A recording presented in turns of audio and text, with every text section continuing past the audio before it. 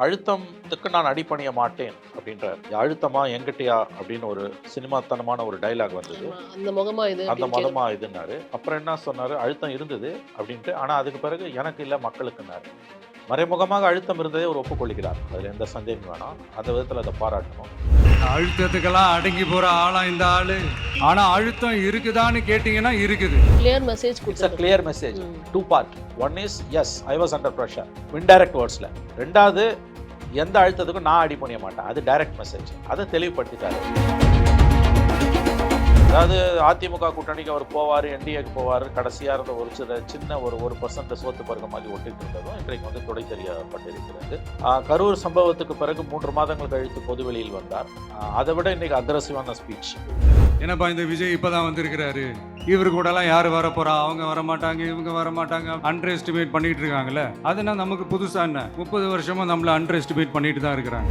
ஊழலை குறித்து வந்துட்டு இங்க வந்து பெருசா அவங்க கான்சென்ட்ரேட் பண்றாங்க. அண்ட் நான் வந்தா அது எப்படி இருக்குங்கிற விஷயத்தையும் வந்து இன்னைக்கு சொல்லியிருக்காருங்கிறத பார்க்க முடியுது. விஜயோட ஒரு படத்தை கூட பார்க்காதவங்க இருக்காங்க அதுல. அவங்க என்ன சொல்றாங்க, அவர் ஊழலை ஒழிப்பன்னு சொல்றாருங்க. ஒழிக்கிறாரோ இல்லையா ஒரு வாய்ப்பு கொடுக்கலாம். அவர் தோத்து போலாம், ஜெயிக்கலாம். அவர் கண்டிப்பா ஊழலை ஒழிச்சுடுவாருன்ற நம்பிக்கை இல்லை. ஒரு சான்ஸ் கொடுக்கலாமே. இவங்க 2 பேரும் என்னத்தை செஞ்சு கீழ்ச்சாங்க. ஊழல் செய்யவே மாட்டான், ஒரு பைசா தொட மாட்டான். எனக்கு அது அவசியமே இல்லை. புரிஞ்சுங்களா உங்களுக்கு? நான் நடித்த ஒரு படம், அதுவும் தன்னுடைய கடைசி படம் என்று அவர் சொல்லிக் கொள்ளக்கூடிய ஒரு படம். எந்த நடிகனுமே அதில் கலங்கித்தான் போவான். ஆனால் அதை பற்றி அவர் பேசலை. அது பாராட்ட வேண்டிய விஷயம். ஆக்சுவலி அது கரெக்டான ஒரு அணுகுமுறை. தன்னுடைய பிரச்சனைகளை பற்றி அவர் பேசாதது ஒரு மேன்மையான குணம். ஆனா இங்க எல்லாருமே அதை குறித்து பெரிய விமர்சனம் வச்சுட்டு இருந்தாங்க. அது தவறு. தூங்கிட்டு இருக்கும்போது கண்ணை எடுத்துட்டு போயிருவாங்க அப்படிங்கிற மாதிரி அவர் சொல்றதை பார்க்கும்போது எப்படி திமுகவும் அதிமுகவும் எலெக்ஷன் அப்ப கிரவுண்ட்ல ஒர்க் பண்ணுவாங்கிற புரிதல் வந்து தாவேக்காவிற்கு இருக்குங்கிற மாதிரி தோணுது. தெரியுது. தெரிஞ்ச அந்த ரிஸ்க் அவர் எடுக்கிறாரு. கிரவுண்ட்ல இந்த சிஸ்டத்துக்குள்ள நீங்க ஜெயிச்சு அசம்பிளிக்கு போகணும்னா இந்த விஷயங்கள் உங்களோட பார்வையில் இருக்கு. ஃபயர் மீடியா நேயர்களுக்கு வணக்கம். தற்போது நம்மிடையே மூத்த பத்திரிகையாளர் திரு மணி அவர்கள் இணைந்திருக்கிறார்கள். பேச நிறைய விஷயங்கள் இருக்கு, பேசலாம். சார் வணக்கம். வணக்கம் மேடம். எப்படி இருக்கீங்க? நன்றாக இருக்கிறேன். கிட்டத்தட்ட வந்து ஈரோடு மாநாட்டிற்கு பிறகு மறுபடியும் இன்று ஒரு பொது மேடையில் திரு விஜய் அவர்கள் வந்து பேசியிருக்கிறாருங்கிறத பார்க்க முடியுது. அதாவது தமிழக வெற்றிக் கழகத்தின் செயல் வீரர்கள் கூட்டம் நிறைய கேப் இருந்தது. இதுக்கு நடுப்புற வந்து மற்ற அரசியல் கட்சிகள் எல்லாம் தாவேக்கா குறித்து நிறைய கருத்துக்களை வந்து முன் வச்சிருந்தாங்கிறத பார்க்க முடிஞ்சது. நீங்களுமே என்ன பேச போறாருங்க அப்படிங்கிறத எதிர்பார்த்துருந்துருப்பீங்க. எப்படி இருந்தது இன்னைக்கு?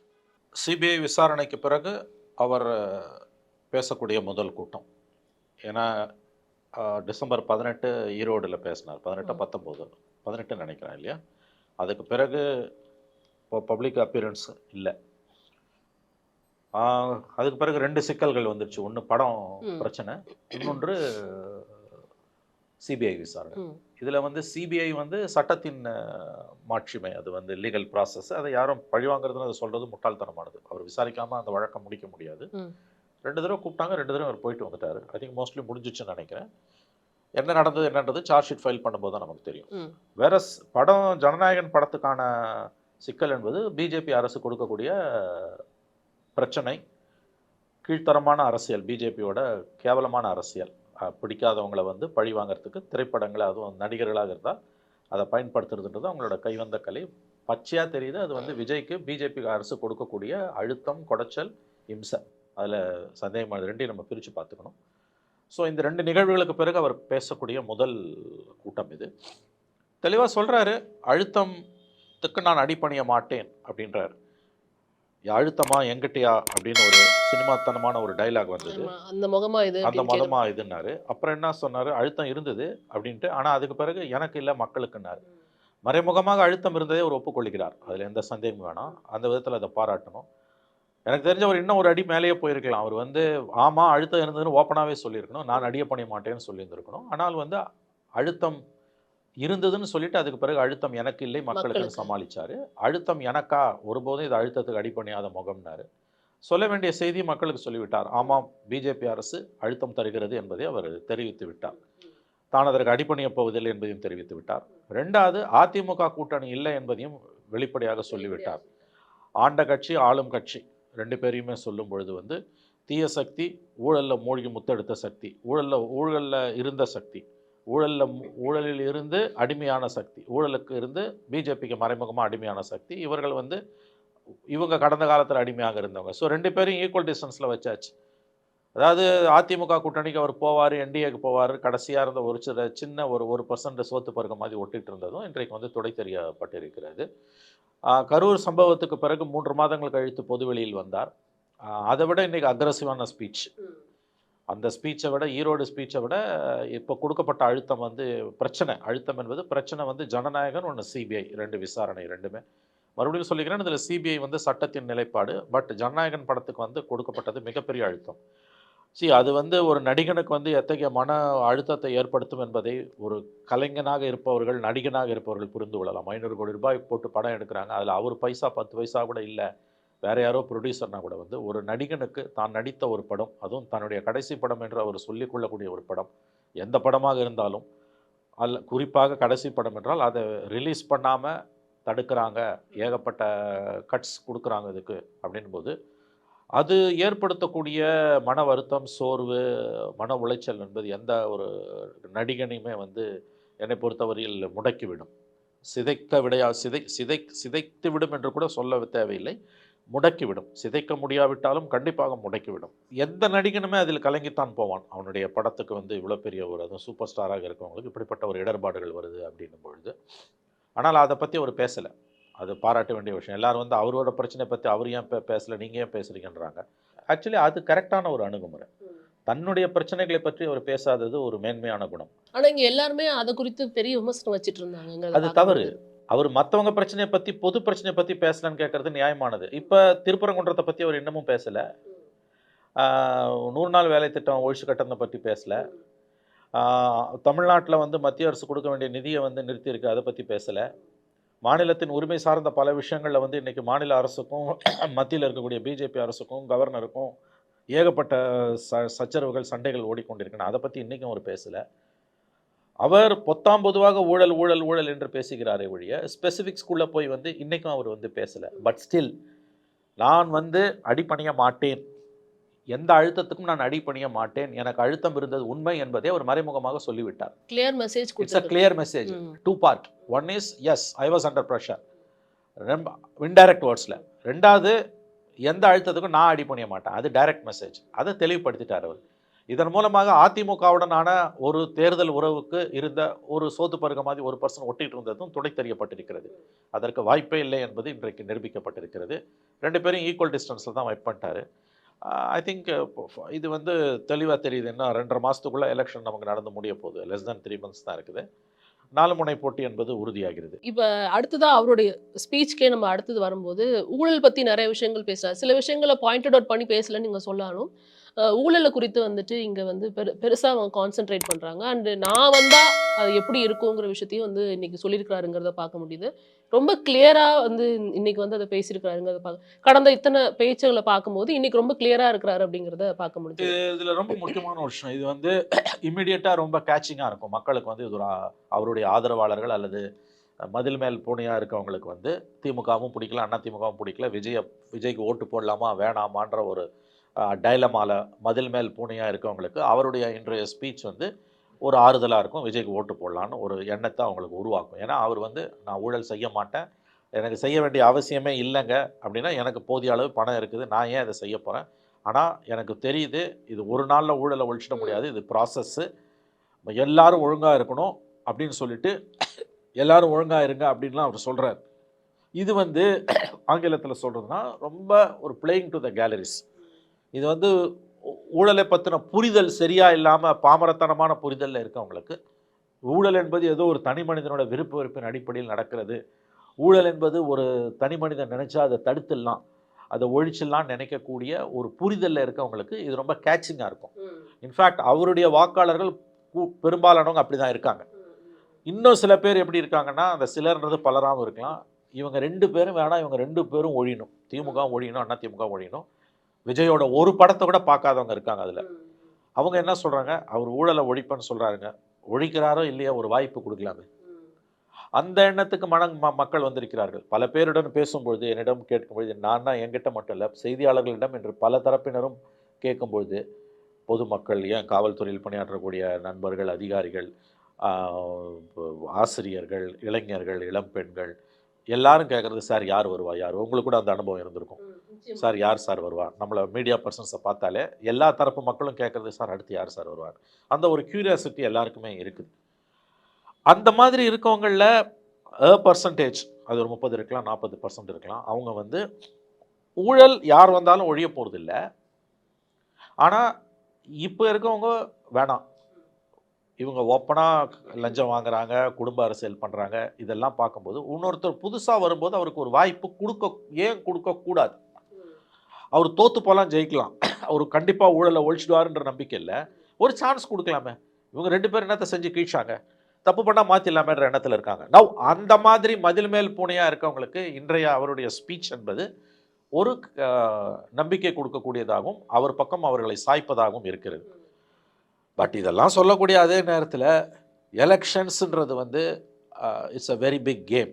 நீங்கள் இப்போ பேசலாம், பெரிய அளவில் பேச்சு பேசலாம், நோட்டிஃபிகேஷன் வந்து ஆக்சுவல் கேம்பெயின் ஸ்டார்ட் ஆகும்போது களத்துக்கு போகும்பொழுது என்ன சொல்ல போனால் 234 தொகுதியிலையும் நாமினேஷனை ஃபைல் பண்ணி போடும்போது அதில் தப்பு இல்லாமல் போடுற அளவுக்கு எவ்வளோ பேருக்கு இவங்க ட்ரைனிங் கொடுத்துருக்காங்கன்னு நமக்கு தெரியல. அஃப்கோர்ஸ் அதையும் அவர் மென்ஷன் பண்ணியிருக்காருங்கிறத பார்க்க முடியுது.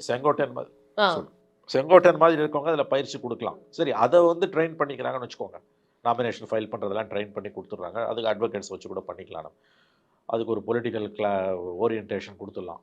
பட் கிரவுண்டில் கடைசி 15 நாள் பிரச்சாரத்துக்கு போகும்போது நீங்கள் எதிர்கொள்ளக்கூடிய சிக்கல்களும் பூத் இதில் வந்து போலிங் டே அன்னைக்கு போலிங் டே மேனேஜ்மெண்ட்டுன்றது ஒரு மிகப்பெரிய subject.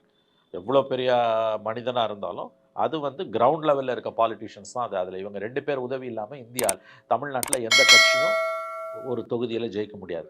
Both DMK and ADMK இவங்க 2 பேரில் ஐதர் ஒன் ஆஃப் தம் உன் பக்கத்தில் இல்லைன்னா நீ எந்த கட்சியாக இருந்தாலும் கம்யூனிஸ்டோ காங்கிரஸோ பிஜேபியோ சிபிஐயோ விசிகாவோ மதிமுகவோ இந்த 2 கட்சியில் ஒரு கட்சி உன் கூட இல்லைன்னா உன்னால் போலிங் டே மேனேஜ்மெண்ட் பண்ண முடியாது. That's a different subject.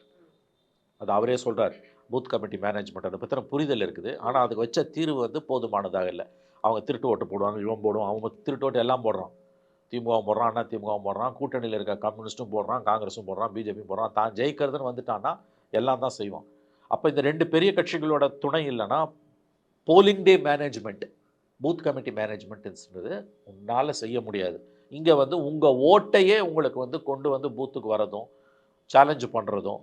ஏன்னா வந்து அவன் வந்து என்ன பண்ணுவான், 2 கட்சியுமே ஒரு தெருவில் 300 ஓட்டு இருக்குது, 300 ஓட்டில் 65% போல் ஆகுதுன்னா எவ்வளோ, 220 ஓட்டு போல் ஆகுது. இதில் 100 ஓட்டு நம்ம ஓட்டு, 60 ஓட்டு வந்து அவன் ஓட்டு, 20 ஓட்டு இவன் ஓட்டு, இந்த 20 இவன் துட்டு வாங்கினு என்ன பண்ணுவான்னு தெரியாதுன்னு ஒரு கிளியர் மேப் பண்ணி வச்சுருப்பான். இதில் வந்து அந்த வராத 100 ஓட்டு இருக்குது பார்த்தீங்களா, அந்த ஓட்டை கண்குத்தி பாம்பாக பார்த்துக்கிட்டே இருப்பான். மத்தியானம் 2 மணி 3 மணிக்கு மேலே குத்துவானுங்க. அதில் வந்து கை கோத்துட்டு குத்துவாங்க. இந்த பக்கம் ஏடிஎம்கேவும் டிஎம்கேவும் இருக்காங்கன்னா after 3 o'clock 3 to 5 different formation. அங்கே வந்து உங்களுக்கு வந்து அது வலி அது எஞ்சும். சில சமயத்தில் இந்த ஏஜென்ட்டே அவனுக்கு வேலை போயிட்டான்னா அவன் குத்தும்போது கண்டுக்க மாட்டான். இட்ஸ் எ ஹெர்குலியன் ப்ராசஸ்ஸுங்க. இது பாலிட்டிக்ஸில் வந்து எலெக்ஷன்ஸும் போலிங் டே மேனேஜ்மெண்ட்டும் லாஸ்ட்டு 15 days ஆஃப் கேம்பெயினிங்கும் போலிங் டே மேனேஜ்மெண்ட்டும் பெரிய சப்ஜெக்ட்டு. மைக்ரோ லெவலில் அதை பார்க்கணும். அது நீ எவ்வளோ பெரிய அப்பாட்டாக்கராக இருந்தாலும் கிரவுண்டில் இந்த சிஸ்டத்துக்குள்ளே நீங்கள் ஜெயிச்சு அசம்பிளிக்கு போகணுன்னா இந்த விஷயங்கள் உங்களோட பார்வையில் இருக்கணும். நான் அது குறித்த புரிதல் தாவேக்காக்கு எந்த அளவுக்கு இருக்குன்னு எனக்கு தெரியல. உங்களுக்கு ஹியூஜ் மாஸ் பேஸ் இருக்கு. ஆமா, இவ்வளோ பிரச்சனைகள் இருக்குங்கிறத உங்களுக்கு தெரிஞ்சிருக்குங்கிறதுனால தான் எல்லாமே அதை மென்ஷன் பண்றாங்களோன்னு தோணுது. இப்போ விஜய் அவர்கள் பேசும்போதும் வந்துட்டு திமுக எப்படி இருக்கும், தூங்கிட்டு இருக்கும்போது கண்ணை எடுத்துட்டு போயிடுவாங்க அப்படிங்கிற மாதிரி அவர் சொல்றதை பார்க்கும்போது எப்படி திமுகவும் அதிமுகவும் எலெக்ஷன் அப்போ கிரவுண்ட்ல ஒர்க் பண்ணுவாங்கிற புரிதல் வந்து தாவேக்காவிற்கு இருக்குங்கிற மாதிரி தோணுது. தெரியுது, தெரிஞ்சா அந்த ரிஸ்க் அவர் எடுக்கிறாரு. அப்போ உங்களோட எய்ம் வந்து தோற்கடிப்பா, உங்களோட எய்ம் வந்து திமுக அண்ணா திமுக 2 பேரும் ஈக்குவல் எனிமே 2 பேரும் ஒழியணும் அதுவா, அல்லது நீங்க சிஎம் ஆகணுமா, இப்படி வச்சுக்கலாம். அது கூட தவறு நான் சொல்லுவது. அதாவது வந்து உங்களோட இன்றைய நோக்கம் நீங்கள் சிஎம் ஆகணும், நம்பர் 1. நம்பர் 2 வந்து திமுக ஒழிக்கப்படணும். நம்பர் 3 வந்து திமுக அண்ணா திமுக 2 பேரும் ஒழியணும். இப்படி நீங்கள் எது வந்து உங்களோட ப்ரியாரிட்டியில் நம்பர் 1 இருக்குது. ப்ரியாரிட்டியில் வந்து எனக்கு திமுக அண்ணா திமுக 2 பேரும் எனிமி, அதான் நம்பர் 1, நான் சிஎம் ஆகிறதோட நம்பர் 2 அப்படின்ற மாதிரி வந்ததுன்னா இது வந்து ஆளும் கட்சியை வீழ்த்துவது என்பது கூட்டணி இல்லாமல் சாத்தியமில்லை. இது சொல்கிறதால அவர் கூட்டணிக்கு போகணும் நான் ஒன்று ரெக்கமெண்ட் பண்ணுறேன், நான் வந்து அதுக்காக வந்து கேன்வாஸ் பண்ணுறேன்னு அப்படி யாரும் நினைக்காதீங்க. இதை பார்க்கக்கூடிய நேயர்களின் கனிவான பார்வைக்காக கூட நான் அதை வைக்கிறேன். நான் சொல்ல விரும்புவது, உங்களுடைய நோக்கம் திமுகவை வீழ்த்துவது, அதிகாரத்தில் இருக்கக்கூடிய திமுகவை வீழ்த்துவது என்றால், அது தனியாக வந்திருக்கக்கூடிய புதிதாக வந்திருக்கக்கூடிய ஒரு கட்சியால் சாத்தியம் இல்லை.